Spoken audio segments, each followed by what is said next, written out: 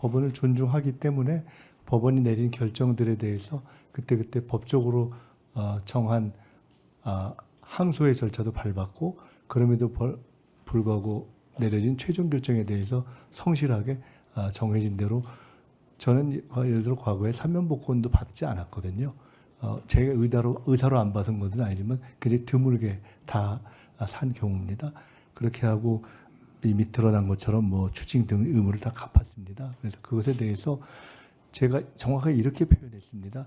표적 사정의 성격이 있다라는 것에 대해서 말씀을 드렸고요. 그럼에도 불구하고 법원에서 영수증을 교부하지 않은 것 자체는 이유여하를 막론하고 법적으로 위배다라는 부분에 대해서 제가 어떻게 하겠는가라는 부분에 위법을 제기하시면 받을 수밖에 없다는 말씀을 드렸습니다. 최후 진술에도 드렸고 다만 그때 이런 말씀도 드렸습니다. 근데 똑같은 상황이 다시 온다고 하더라도 어떻게 해야 될지 잘 모르겠다. 제가 일일이 다 수천 장의 영수증을 볼 수 있는 상황이 다시 될지 솔직히는 잘 모르겠다. 그걸 제가 지킬 수 있을지 다른 누구는 지킬 수 있을지 잘 모르겠다. 사실 그때 그렇게 얘기했습니다. 그리고 어제 말씀드렸지만 이런 영수증 미발과 관련해서는 공교롭게도 국힘에 소속된 당대표를 지내셨던 분 한 분하고 그냥 의원 한 분, 두 분은 무죄가 났던 경우가 있습니다. 제가 성함은 밝히지 않겠습니다. 존경하는 배준영 의원님께서 선의를 가지고 법원에 대한 존중을 말씀해 주셨기 때문에 제 말씀을 드리고요. 어제도 말씀드렸지만은 빌린 것으로 하자라는 취지의 검찰이 있었지 그런 메일을 쓴 적이 없습니다.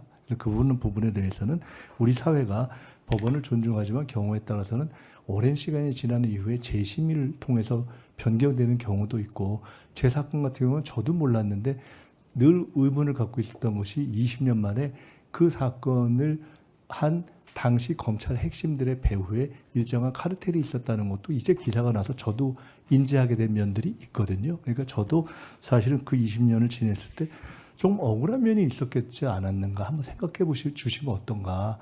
이거는 정치를 하면서 어떻게 보면 국회의원들이 많이 경험하는 일일 수도 있기 때문에 솔직히 사실은 그냥 그런 말씀을 한번 드려보고 싶고요. 그럼에도 불구하고 법원에 대해서는 최대한 존중하는 입장에서 앞으로 더욱더 임하겠다 하는 말씀을 드립니다. 한 가지만 더 말씀드리면 법원의 양형 규정 이런 걸 혹시 보시면 제 두 번째 사건이 제 7억 2천인데요.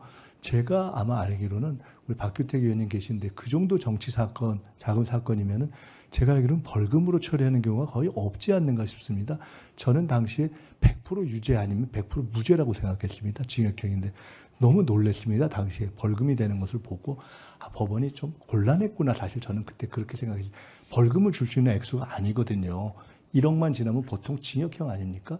근데 제 경우에 7억 정도의 액수고 구속까지를 일시했던 건이어서 사실은 벌금 내기가 어려웠다고 저는 생각해서 그만큼 법원도 고민스러웠지 않았는가 저는 사실 생각하는 사건인데 그럼에도 불구하고 이 모든 것에 있어서 저의 불찰과 부족함이 있던 부분을 제가 또에 대해서는 짚고 있고 사실은 제가 이후에 미국 가서 로스쿨을 하고 미국 변호사가 된 이후에는 앞으로 정치를 할 가능성이 비록 높지 않지만은 다 떠나서 제가 젊은 시절에 정치를 시작하다 보니까 제가 세비 받는 외에 돈을 벌어서 수익 활동을 한 적이 별로 없어서 이후에 대학 강의했지만 앞으로 돈을 버는 방법으로도 내가 하나 가지고 있어야 되겠다라는 점도 있었다 하는 것을 조금 이해해 주셨으면 좋겠습니다.